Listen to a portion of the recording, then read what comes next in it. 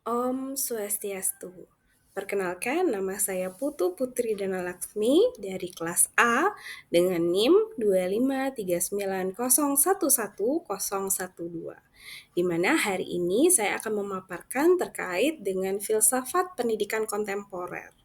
Jadi, filsafat pendidikan kontemporer yang dipengaruhi oleh Freire, Neil Noldings, dan juga Howard Gardner itu bukan hanya sekedar transfer pengetahuan, tapi menitikberatkan pada proses pembebasan pemanusiaan dari pengembangan potensi individu secara utuh. Jadi pendekatan ini menurut sistem pendidikan yang lebih inklusif, reflektif, dan berkeadilan sosial. Nah, saya langsung saja pada ketiga tokoh yang membentuk filsafat pendidikan kontemporer, yaitu dari Paulo Freire, di mana fokus pemikirannya yaitu pada pendidikan pembebasan. Nah, konsep utama dari pandangan Paulo Freire ini yaitu menekankan pada pedagogi kaum tertindas. Lalu dialogis dan kesadaran kritis atau konsistensisasional. Dan yang ketiga yaitu pendidikan sebagai praktik kebebasan. Nah, adapun kontribusi terhadap pendidikan kontemporer menurut pandangan dari Paulo Freire ini yaitu menolak model pendidikan anak yang sifatnya adalah bank, Bapak Ibu. Jadi, konsep bank di sini yaitu guru sebagai pemberi dan siswa hanya sebagai penerima yang pasif. Nah, dalam bukunya yang berjudul Pendidikan Kaum Tertindas, banyak juga suara beliau menekankan bahwa guru itu tidak boleh hanya mentransfer ilmu saja, tetapi harus ada dialog aktif yang terjadi untuk membangun empati dan kesadaran berkaitan dengan proses belajar itu sendiri. Nah, lalu kontribusi yang kedua yaitu menekankan pada pentingnya dialog dan refleksi dalam proses belajar. Ini yang penting Bapak Ibu. Ketika kita membangun sebuah dialog, maka kita harus bangun sistem dialog itu adalah dua arah. Sehingga terjadi penggugahan rasa empati dan rasa ingin tahu supaya dapat membangun kesadaran bahwa mereka dapat untuk bertumbuh dan berkembang sesuai dengan kodrat yang mereka miliki. Nah, dari dialog tersebut akan memunculkan pertanyaan-pertanyaan kritis ataupun jawaban-jawaban kritis. Nah, pertanyaan dan jawaban kritis tersebutlah yang nanti direfleksikan bagi individu atau orang yang sedang belajar untuk dapat saling bertumbuh. Jadi di sini dialognya yang diharapkan adalah dialog dua arah yang dimana setiap orang yang terlibat dalam dialog tersebut dapat mengambil sebuah refleksi dari proses yang sudah dilalui atau proses belajar yang sudah dilalui. Lalu yang ketiga, mendorong pendidikan yang berorientasi pada perubahan sosial dan keadilan. Dan Paulo Freire ini lebih banyak menekankan bahwa pendidikan itu harus berorientasi pada perubahan sosial dan menciptakan keadilan. Yang dimana pendidikan inklusif bukan tentu saja hanya jargon, tetapi juga sebuah hal atau kontribusi atau wujud sosial yang nyata untuk mengakomodasi segala kebutuhan peserta didik.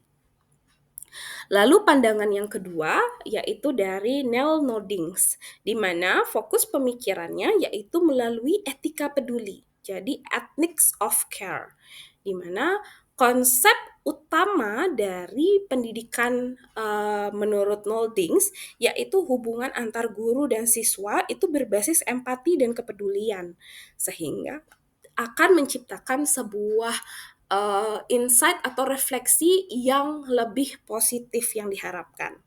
Lalu yang kedua, pendidikan sebagai proses membangun relasi manusiawi, sehingga pendidikan atau proses belajar nantinya itu dapat membangun koneksi atau membangun relasi yang setara.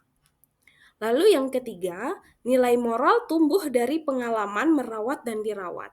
Sehingga nilai moral tersebut dapat bertumbuh menjadi sesuatu yang positif karena didasarkan dari pengalaman merawat dan dirawat.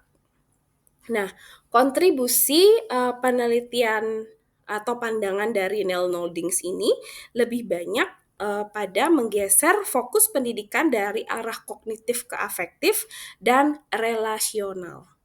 Nah, di mana sering sekali kita mendengar bahwa pendidikan tersebut hanya untuk menggali kognitifnya saja, tapi tidak menyasar pada kebutuhan untuk membangun afektif atau membangun sikap. Nah, sehingga dalam pandangan dari Neil Noldings itu lebih banyak menekankan pada proses penggeseran kognitif ke afektif dan relasional. Jadi ada hubungan yang akan terbentuk. Lalu yang kedua yaitu menekankan pentingnya kesejahteraan emosional siswa dalam proses pendidikan.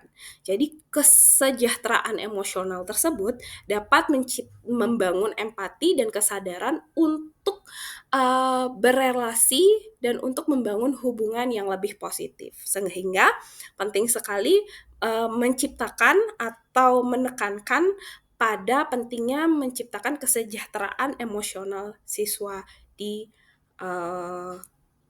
lingkup belajar. Lalu yang ketiga, mendorong kurikulum yang menumbuhkan empati, tanggung jawab, dan kepedulian sosial.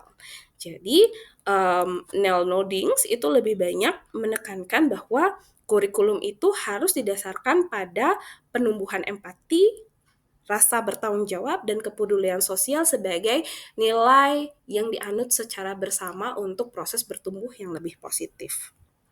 Nah, lalu pandangan tokoh yang ketiga terkait dengan filsafat pendidikan kontemporer yaitu ada Howard Gardner, di mana fokus pemikiran Howard Gardner ini lebih menekankan pada teori kecerdasan majemuk, yaitu multiple intelligence theory.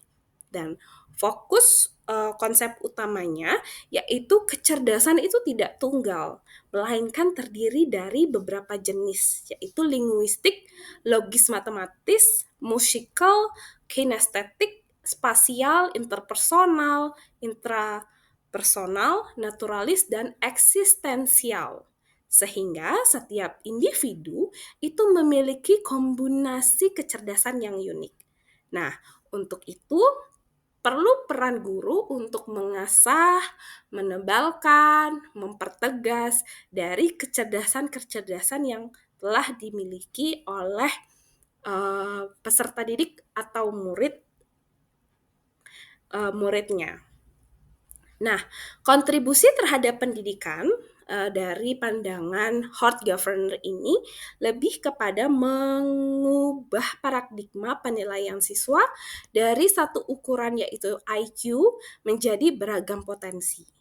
Lalu mendorong pendekatan pembelajaran yang diferensiatif dan lebih personal. Yang ketiga, menginspirasi desain kurikulum yang menghargai keberagaman gaya belajar, Bapak Ibu. Nah, integrasi dari pemikiran ketiga tokoh ini yaitu kesamaannya sama-sama menolak pendekatan pendidikan yang mekanistik dan otoriter. Lalu yang kedua, menekankan peran aktif peserta didik dalam proses belajar. Lalu yang ketiga, mengedepankan nilai kemanusiaan, empati, dan keadilan sosial. Itu adalah kesamaannya Bapak Ibu.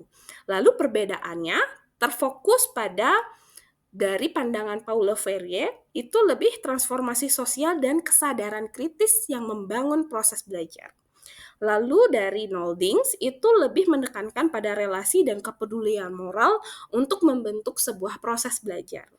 Lalu pandangan yang selanjutnya perbedaannya yaitu dari Howard Gardner itu lebih kepada pengakuan terhadap keragaman potensi manusia agar menciptakan sebuah inklusivitas dalam keberagaman.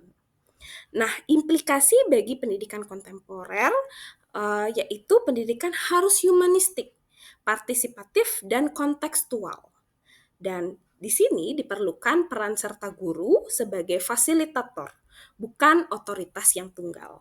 Dan kurikulum perlu fleksibel, adaptif, dan berorientasi pada pengembangan potensi serta nilai kemanusiaan.